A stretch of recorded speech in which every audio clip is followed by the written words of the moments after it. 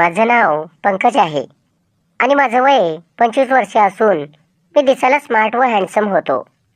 आणि सध्या माझ्या कॉलेजला सुट्ट्या असल्यामुळे मी शहरात माझ्या काका काकींच्या घरी आलो होतो. काकांच्या लग्नाला 5 वर्षे झाले होते, परंतु त्यांनी अजून मूलबाल होऊ दिलं नाही. कारण काका काकी दोघेही नोकरी करत होते.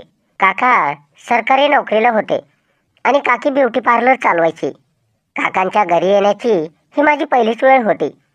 मी काकांच्या घरी पोहोचलो आणि पाहिलं तर काकाचं घर हे खूपच मोठं होतं. काका सरकारी नोकरीला असल्यामुळे ते शहरातच राहत होते. काकाला जवळपास शहरात येऊन 10 वर्षे झाली होती. माझी काकी दिसायला सुंदर व भरदार शरीराची होती आणि मनाने खूपच मोकळ्या स्वभावाची होती. मी काकांच्या घरी पोहोचलो तेव्हा काकी मला म्हणाली, पंकज तू फ्रेश होऊन ये, मी तुझ्यासाठी चहा बनवते. मग मी फ्रेश होऊन हॉलमध्ये काकाजवळ येऊन बसलो. काकी चहा घेऊन आली. मग आम्ही तिघांनी मिळून चहा घेतली आणि काही वेळ गप्पा मारत बसलो. मग दुपारचे जेवण झाल्यावर काकी म्हणाली, पंकज तू प्रवास करून थकला असशील, आराम कर. मग मी हॉलमध्ये सोफ्यावर झोपलो. संध्याकाळी 6 वाजता दारावरची बेल वाजली. मी दरवाजा उघडला तर समोर एक खूप सुंदर महिला उभी होती. मी एकटक नजरेने तिच्याकडे पाहतच राहिलो, कारण मी एवढी सुंदर महिला कधी पाहिलीच नव्हती. ती जणू एखाद्या सिनेमामधल्या हिरोईन सारखी दिसत होती. तिचं वय जवळपास 28 वर्षे इतकं असावं. तिने लाल रंगाची साडी नेसलेली होती आणि त्या साडीतून तिची सुंदरता खूपच झळकत होती. म्हणून मला तिच्याकडे पाहून खूपच आकर्षण वाटू लागलं. मी तिच्या विचारात हरवून गेलो.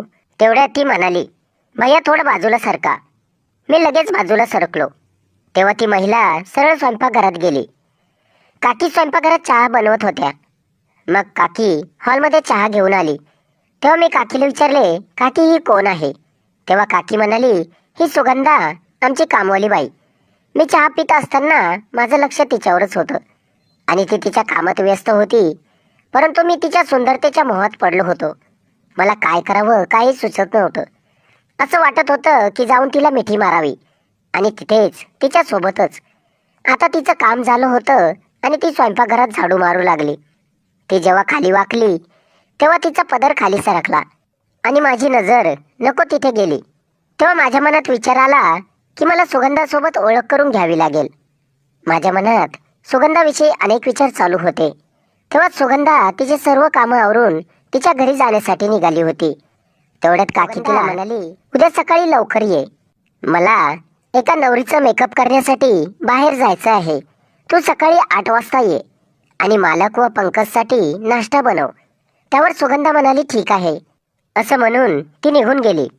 माझ्या मनात तिच्याबद्दल विचार सुरू होते की कामवाली बाई पण एवढी सुंदर असू शकते, याची मी कल्पनाही केली नव्हती. आता रात्रीचे 10 वाजले होते आणि आम्ही सगळे झोपण्यासाठी गेलो. मी माझ्या खोलीत गेलो, परंतु मला झोपच येत नव्हती. म्हणून मी माझा मोबाईल पाहत बसलो. रात्री 1 वाजेच्या सुमारास मी स्वयंपाकघरात पाणी पिण्यासाठी गेलो. पाणी पिऊन परत जात असताना मला काका काकीच्या खोलीतून आवाज ऐकू येत होता. तेव्हा मी तो आवाज ऐकण्याचा प्रयत्न केला. तेव्हा मला वाटलं त्यांच्यात भांडण होत असावं, पण तो आवाज वेगळाच होता. तो आवाज ऐकून मी सुगंधाचा विचार करू लागलो होतो. त्यानंतर मी माझ्या खोलीत गेलो. खूप रात्र झाली होती, त्यामुळे मला कधी झोप लागली कळालंच नाही. मी सकाळी उशिरा उठलो. साधारण 8 वाजले होते.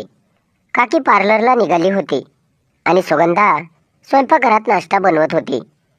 मग काका आले आणि हॉलमध्ये बसून नाश्ता करू लागले आणि मला म्हणाले, पंकज तू आंघोळ करून घे आणि मला ऑफिसला जायला उशीर होईल, त्यामुळे मी नाश्ता करून घेतो. मी म्हणालो, ठीक आहे. काका आणि आंघोळ करण्यासाठी बाथरूममध्ये गेलो. काकाला वाटलं मला यायला वेळ लागेल. त्याच वेळी काका सुगंधाला घेऊन त्यांच्या खोलीत गेले. मी काही वेळाने आंघोळ करून माझ्या खोलीत जाऊ लागलो. तेव्हा काकाच्या खोलीतून मला सुगंधाचा आवाज ऐकू आला. तेव्हा मी खिडकीच्या फटीतून डोकावून पाहिलं तर माझ्या पायाखालची जमीनच सरकली, कारण काका सुगंधावर प्रेमाचा वर्षाव करत होते. ते पाहून सुगंधाबद्दल मला जास्तच आकर्षण वाटू लागलं होतं.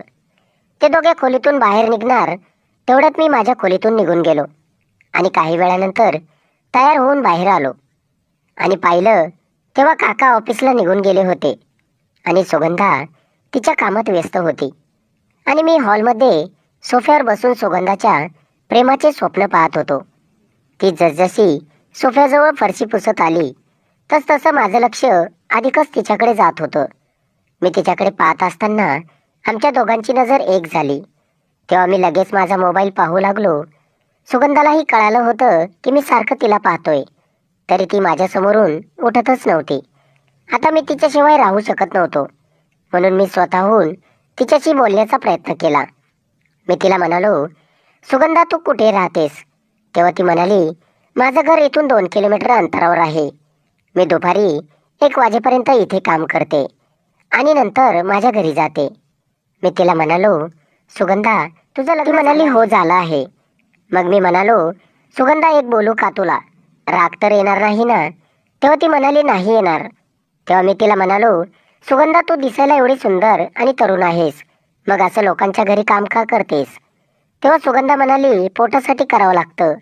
मग मी सुगंधाला म्हणालो, तुझा नवरा काही कमवत असेल ना? तेव्हा ती म्हणाली, जर माझ्या नवऱ्याने कमवलं असतं तर मी कशाला लोकांच्या घरी काम केलं असतं? आणि रडायला लागली. मी तिला विचारलं, काय झालं सुगंधा?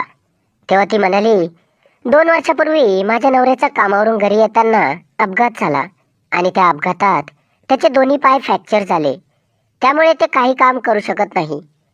ती माझ्याशी बोलत असताना मी तिची सुंदरता निहाळत होतो. आता सुगंधाची आणि माझी चांगलीच मैत्री झाली होती. सुगंधा माझ्याशी मनमोकळेपणाने बोलत होती. काही दिवस असेच निघून गेले आणि एके दिवशी सकाळी मला उठायला 11 वाजले. तेव्हा घरात कोणीच दिसलं नाही. मला वाटलं काका काकी त्यांच्या कामाला गेले असेल आणि सुगंधा आज आलीच नसेल. परंतु मी हॉलमध्ये जात असताना काकाच्या खोलीतून सुगंधा आणि काकांच्या बोलण्याचा आवाज ऐकू येत होता. आता मला कळालं होतं की काकी पार्लरला गेल्यावर काका ऑफिसमधून जेव्हा वेळ मिळायचा तेव्हा घरी येऊन सुगंधासोबत त्यांच्या इच्छा पूर्ण करायचे. ते दोघे खोलीतून बाहेर येणार, तेवढ्यात मी पुन्हा माझ्या खोलीत जाऊन झोपण्याचं नाटक करू लागलो. मग काका निघून गेले आणि सुगंधा तिचे कामं आवरू लागली. तेवढ्यात मी माझ्या खोलीतून बाहेर आलो. तेव्हा सुगंधा म्हणाली, बरं झालं उठला, फ्रेश होऊन नाश्ता करून घे, मला घरी जायला उशीर होतो. तेव्हा मी सुगंधाला म्हणालो, काका घरी होते का? तेव्हा सुगंधा म्हणाली, नाही, मालक तर सकाळीच ऑफिसला गेले. मग मी सुगंधाला म्हणालो, मी माझ्या खोलीतून सर्व काही पाहिलं आहे आणि जर मी तुझ्या आणि काकाच्या नात्याबद्दल काकीला सांगितलं तर तुझी नोकरी जाईल. तेव्हा सुगंधा म्हणाली, पंकज प्लीज असं नको करू, माझ्या पोटाचा प्रश्न आहे. तेव्हा मी सुगंधाला म्हणालो, तुमच्या या नात्याला किती दिवस झाले? ती म्हणाली, 1 वर्ष झाले. तुझ्या काका माझी सुंदरता पाहून माझ्या प्रेमात पडले आणि मला माझ्या नवऱ्याकडून हवं असलेलं सुख मिळत नाही आणि ते सुख फक्त मालकच देऊ शकतात. म्हणून मालकीन गेल्यावर आम्ही दोघे आमच्या इच्छा पूर्ण करत असतो. मग मी तिला म्हणालो, सुगंधा मला तुझ्यावर पहिल्या नजरेतच प्रेम झालं आणि मी तुला काकासोबत आनंद घेताना पाहिलं. तेव्हापासून माझ्या खूपच इच्छा जागृत होतात आणि त्या तूच पूर्ण करू शकतेस. ती म्हणाली, ठीक आहे. घरात आम्ही दोघेच होतो, त्यामुळे मी माझ्या खोलीत गेलो आणि सुगंधाची वाट पाहू लागलो. ज्या संधीची मी एवढ्या दिवसापासून वाट पाहत होतो ती संधी आज मिळाली होती. सुगंधा सर्व कामं आवरून माझ्या खोलीत येऊन माझ्या बेडवर बसली आणि मला हळूहळू स्पर्श करत म्हणाली, पंकज मला तुझ्या काकापेक्षा तू जास्त आवडतो आणि मला पण पहिल्या नजरेतच तुझ्यावर प्रेम झालं आहे. परंतु माझी म्हणणे सुगंधाचं बोलणं ऐकून मी भारावून गेलो आणि वेळ न घालवता तिला घट्ट मिठी मारली आणि तिच्यावर प्रेमाचा वर्षाव करू लागलो. सुगंधा देखील मनापासून साथ देत होती, कारण तिला तिच्या नवऱ्याकडून हवं असलेलं सुख मिळत नव्हतं. मग आम्ही एकमेकांच्या मिठीत धरून 3 ते 4 तास आमच्या इच्छा पूर्ण केल्या. त्यानंतर सुगंधा फ्रेश होऊन तिच्या घरी निघून गेली. त्या दिवसापासून रोज काका काकी कामाला गेले की दुपारच्या वेळी आम्ही आमच्या इच्छा पूर्ण करायचो. सुगंधा मला म्हणाली, पंकज आजपर्यंत जो आनंद तुझे काका मला देऊ शकले नाही तो आनंद तू मला दिला आहेस आणि आता मला तुझ्या काकासोबत आनंद घ्यायची काही गरज नाही, कारण मला तू भेटला आहेस आणि मी तुझ्यावर खूप प्रेम करते. पंकज प्लीज मला सोडून जाऊ नकोस, मी तुझ्याशिवाय राहू शकत नाही. मी सुगंधाला म्हणालो, मी पण तुझ्याशिवाय राहू शकत नाही. असं म्हणून तिला घट्ट मिठी मारली आणि तिच्यासोबत आनंद घेऊ लागलो. 2-3 तास आनंद घेतल्यावर आम्ही दोघे शांत झालो आता जोपर्यंत मी काकाच्या घरी होतो तोपर्यंत रोज सुगंधासोबत आनंद घेत अशाच होतो. मराठी मनोरंजन कथा ऐकण्यासाठी आपल्या चॅनलला सबस्क्राईब करा, व्हिडिओ लाईक करा, शेअर करा, कमेंट करून नक्की सांगा की ही कथा तुम्हाला कशी वाटली. अशाच नवीन मराठी मनोरंजन कथा ऐकण्यासाठी आपल्या चॅनलला सबस्क्राईब करा. धन्यवाद.